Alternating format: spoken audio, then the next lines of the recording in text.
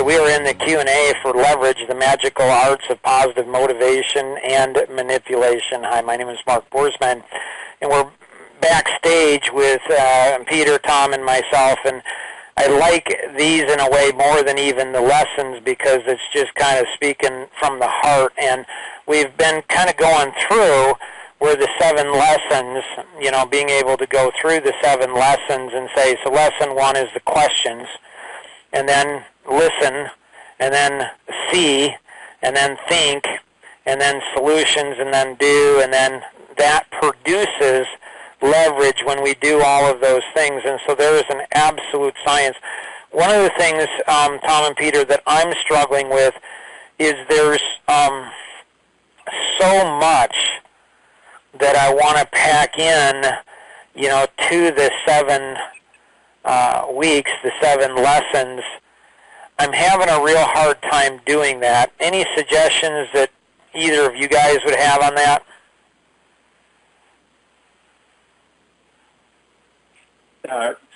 Stick to the basics, the basic principles. I think that is what I would say. They're kind of covered in your schematic. But the basic principles are the glue, are the foundation to searching, finding answers, agreeing, and then acting to move towards the goals that you're setting. So this is where, like Tom and I battled for about 3 or 4 years, I think, on, you know, Tom would say, you know, when the student is ready, the teacher will appear, and I'd be like, you know who said that? You know who came up with that? The teacher. So when, you know, a student wasn't ready, the teacher would say, oh, it's not my issue. So my philosophy is when the teacher's ready, the students will appear. The truth, I think, is there's both. But I remember, I don't even know who said this, but they said, I'll give you nothing for simplicity this side of complexity, but give you everything for simplicity on the other side of complexity. And to me,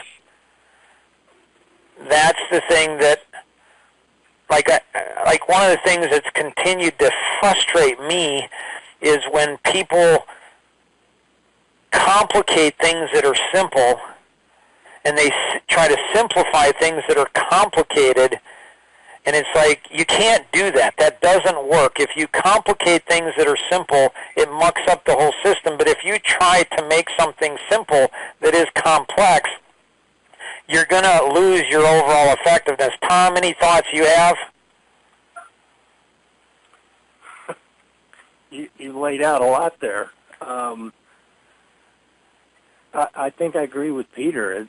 No matter what it is you're doing or whatever plan you're working on, there's some basic fundamental things that have to happen no matter what.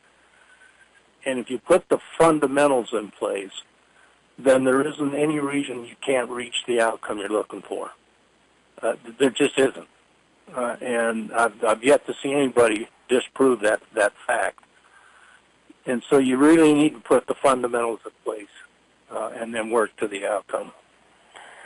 All right, well, Mark, the other thing I would just add to that is that, you know, you've got to anchor these things in real-world examples. I think that's where, you know, you can do that looking backwards. And I can think of hundreds of obstacles or challenges that I've had to go through.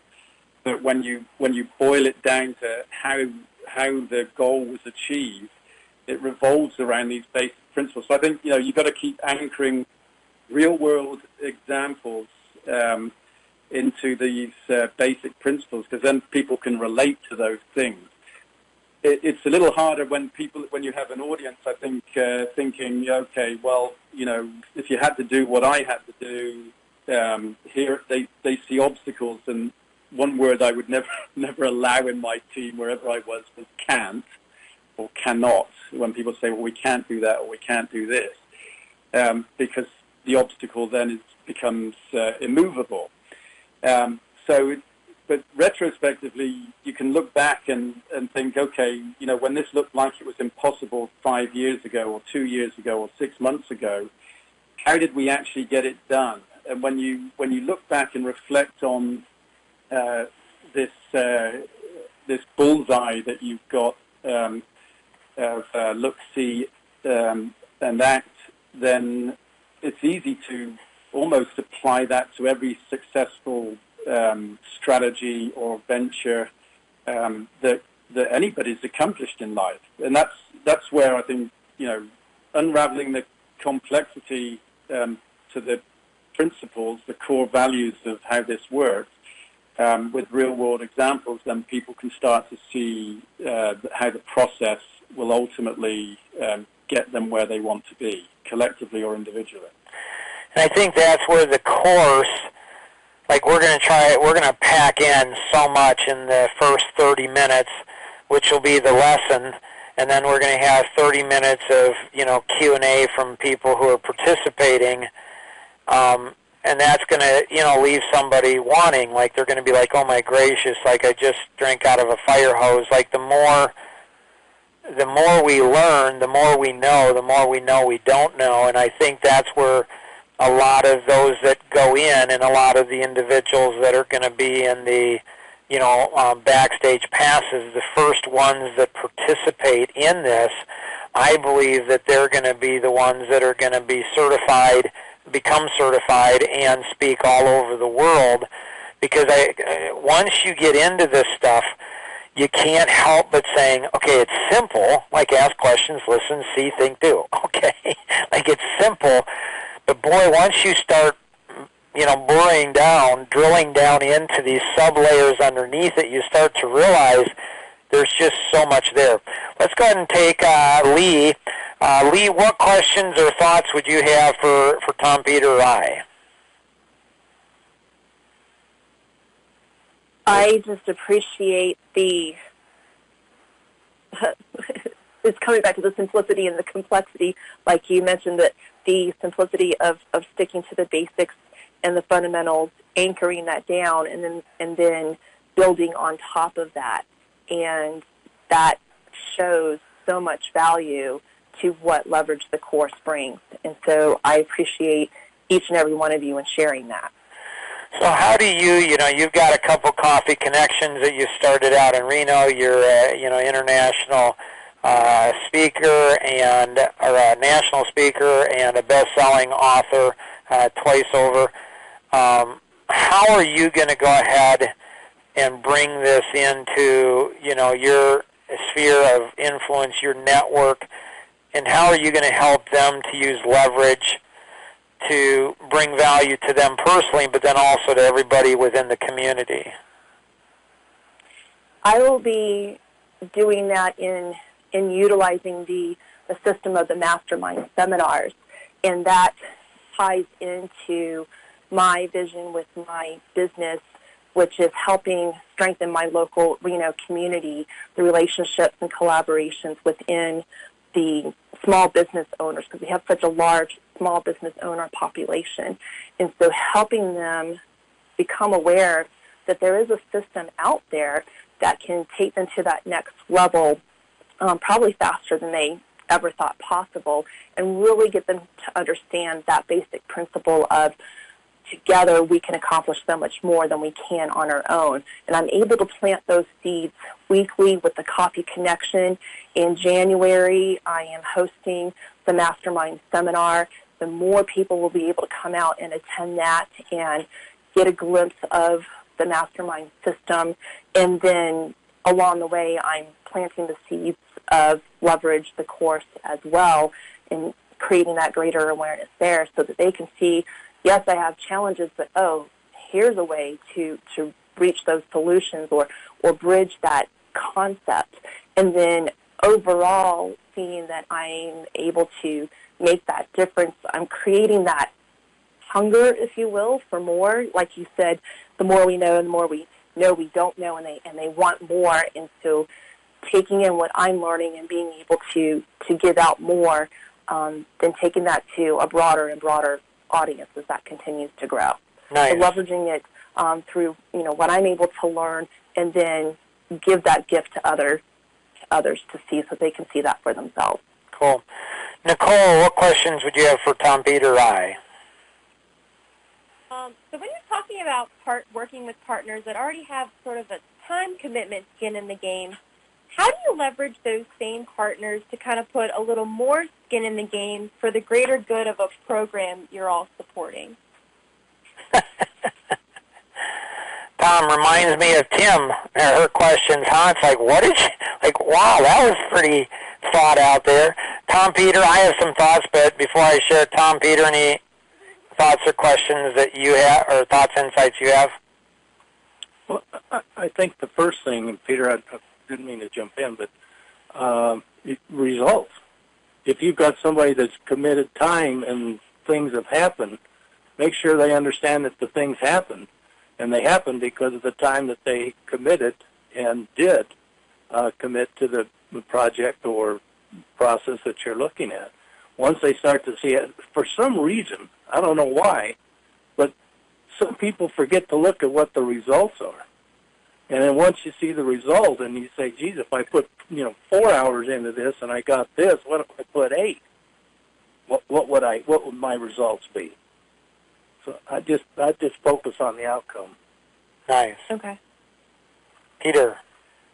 Yeah, again, look, I don't think no forward movement occurs unless you listen, see, think, do. Nothing happens.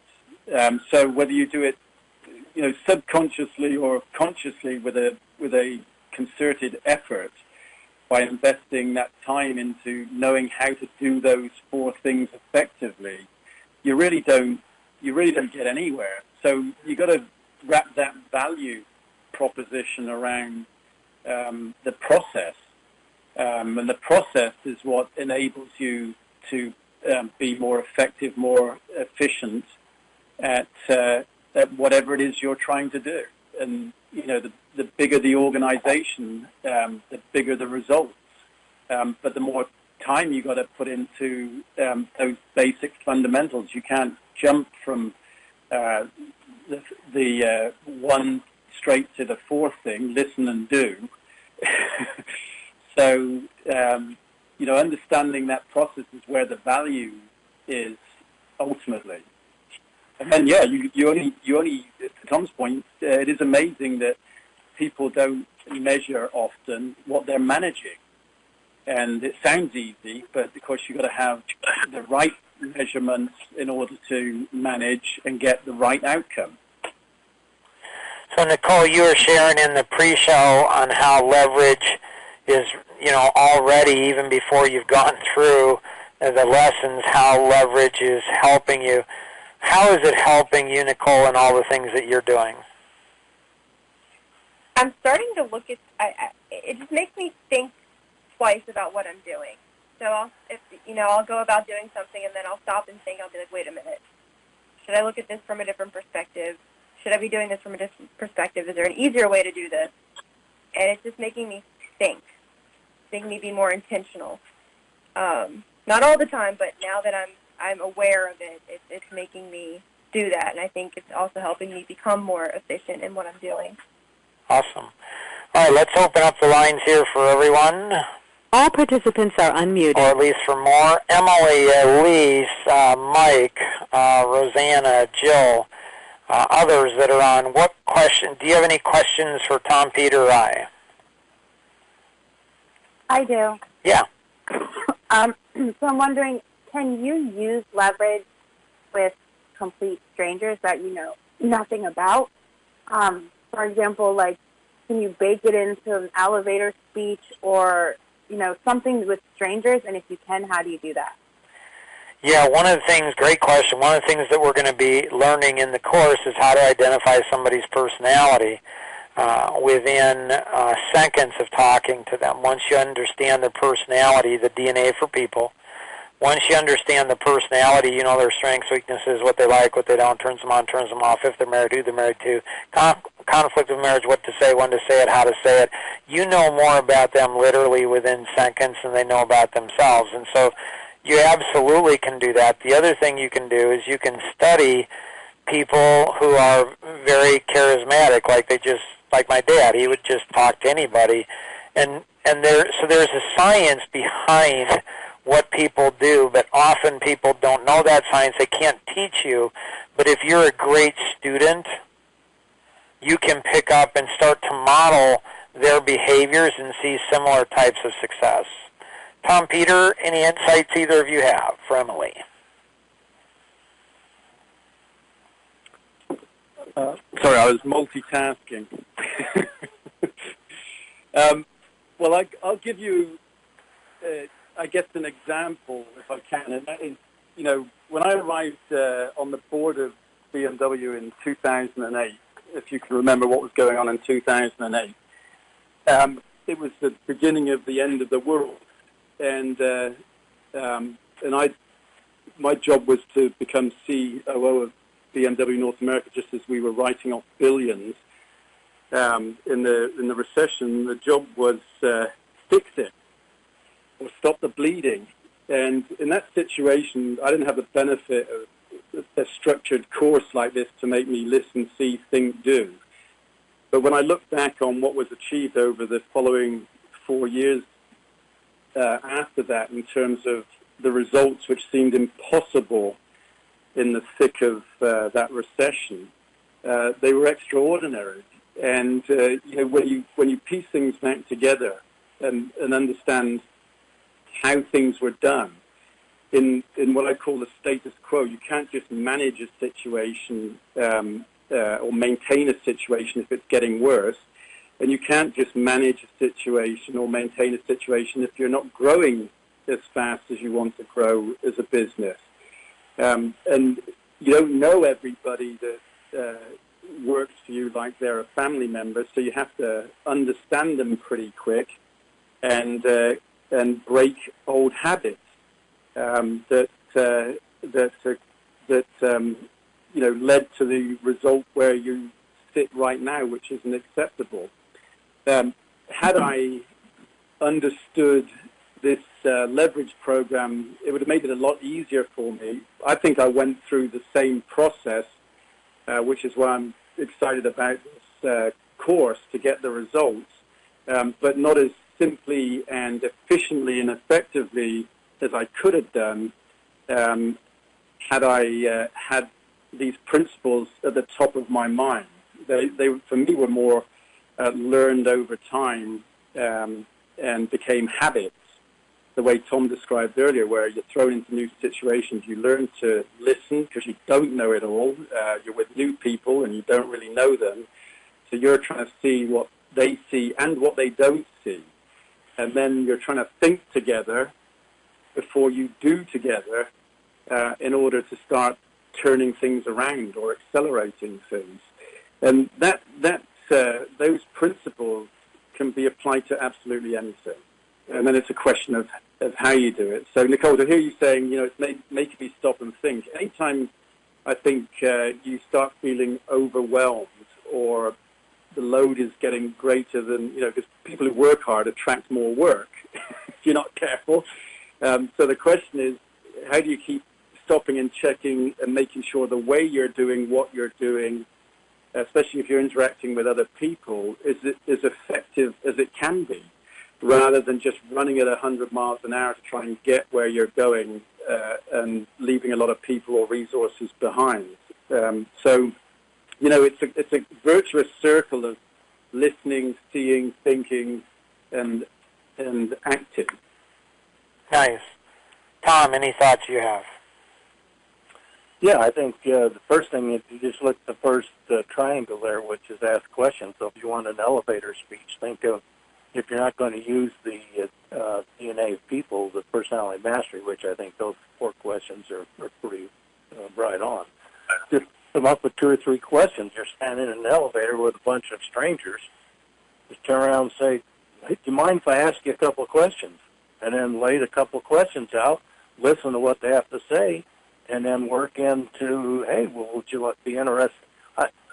My whole career is built on meeting new people, meeting new franchisees, meeting new agents that work for those franchisees. So to me, that's what it's really all about, is that first introduction, no matter if it's in an elevator, standing in a parking lot, wherever it may be.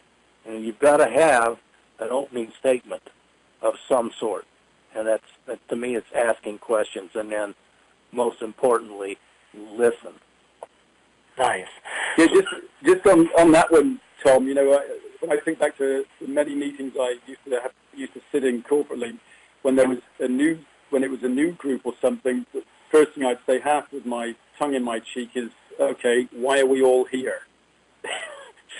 And then actually go around the table and find out what each person's objective was for the gathering or the meeting. Nice. As a way of starting to see how we were aligned at the beginning of the meeting. I may have known why we were here if I called the meeting. Somebody else might have called it. But to get everybody to see, you know, it's not just another meeting, why am I here, and answer the questions for themselves is a good way to also break the ice and start getting into that, asking questions and getting people aligned. Cool. Lee started a tradition in her Coffee Connection, which I absolutely love and adore, and that's just going around the table and just asking people at the end, you know, what's one word that you can think of that would describe today? Emily, what would be one word for you? Inspiring. Elise. Visionary. Jill.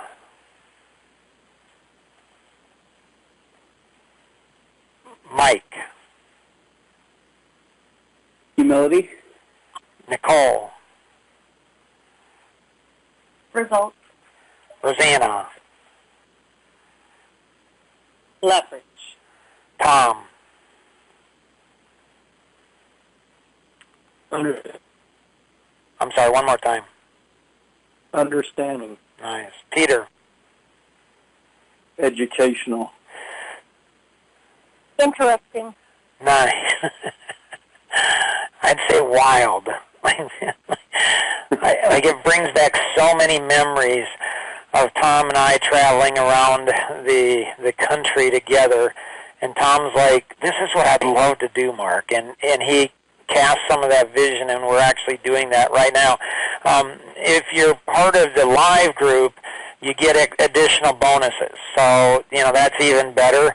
So we're going to be, you know, closing out the Q&A now, but we're going to be in the bonus, like we're going to be talking about, you know, what are the biggest challenges CPAs are facing. So if you're in business, think about CPAs that you know or would like to know, and then think about the leverage. What if you had a tool that would draw CPAs to you? Like, how valuable would that be? So we're going to be talking about that. And then on the leverage, you know, on the leverage project, the course, get this out to everybody you know. Do it today, right away, right after today's session, and say, you got to participate in this. Register for it and participate in it.